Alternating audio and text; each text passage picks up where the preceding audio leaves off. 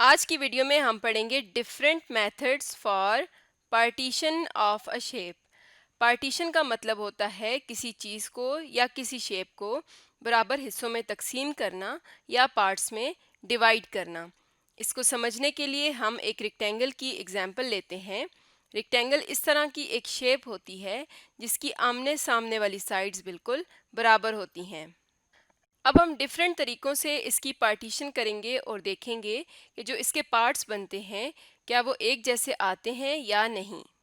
मिसाल के तौर पर अगर मैं बिल्कुल दरमियान से एक लाइन ड्रा करूं तो इस रेक्टेंगल के दो पार्ट्स बन गए और हम देख सकते हैं कि इसके दोनों पार्ट्स बिल्कुल इक्वल हैं। एक इसका ये पार्ट बना और एक ये पार्ट बना। लेकिन अगर हम इसी रेक्टेंगल को दोबारा कंसिडर करें और अब अगर हम इसे इस तरह से दो हिस्सों में डिवाइड करते हैं, अब भी हम देख सकते हैं कि इसके दो इक्वल पार्ट्स बने हैं, लेकिन अब इसके पार्ट्स इस तरह से बन रहे हैं। तो हमने देखा कि जब हमने इस तरह से इस रेक्टेंगल को दो पार्ट्स में तकसीम किया है, दो इक्वल पार्ट्स में, तो इसके पार्ट्स कुछ इस तरह से बनते हैं। लेकिन जब इस रेक्टेंगल को हम किसी और मेथड से दो इक्वल पार्ट्स में इस तरह से डिवाइड करते हैं तो फिर हमारे पास पार्ट्स इस तरह के बनते हैं। यानी दोनों केसेस में हमने दो ही पार्ट्स किए हैं, लेकिन पहले केस में हमने रेक्टेंगल को इस तरह से डिवाइड किया और दूसरे केस में इस तरह से। तो जब हम पार्टीशन का तरीका चेंज करते हैं तो जो पार्ट्स बनते हैं वो भी डिफरेंट बनते हैं। तो इस तरफ हमारे पास पहले इस तरह के पार्ट्स आए और अगर हम इस तरह से डिवाइड करते हैं तो हमारे पास इस तरह के पार्ट्स बनते हैं। अब हम इसी रेक्टेंगल को एक और मेथड से डिवाइड करते हैं। तो अब हम इसे कुछ इस तरह से दो इक्वल पार्ट्स में डिवाइड करेंगे। तो अब इसके दो पार्ट्स बने हैं हमारे पास, एक पार्ट ये वाला बनता है और दूसरा पार्ट ये वाला। तो अब इसके पार्ट्स किस तरह के बने हैं?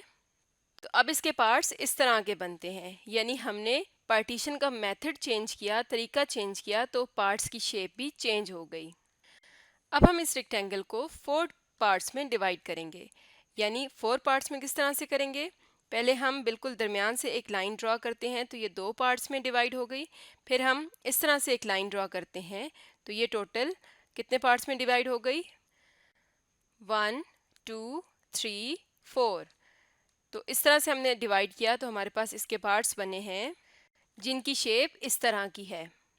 अब अगर हम इस रेक्टेंगल को इस तरह से डिवाइड करते हैं कि पहले इसके दो पार्ट्स करें, फिर इसके दोनों पार्ट्स के मज़ीद दो पार्ट्स करते हैं इस तरह से, तो अब हमारे पास कितने पार्ट्स बनते हैं?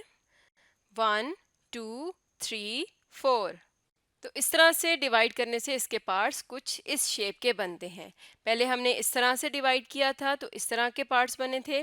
अब हमने इसको सारे पार्ट्स को इस तरह से लाइंस ड्रॉ करके इस रेक्टेंगल को डिवाइड किया फोर पार्ट्स में, तो हमारे पास इस तरह के पार्ट्स बनते हैं। अब हम इस रेक्टेंगल को एक और मेथड से डिवाइड करते हैं।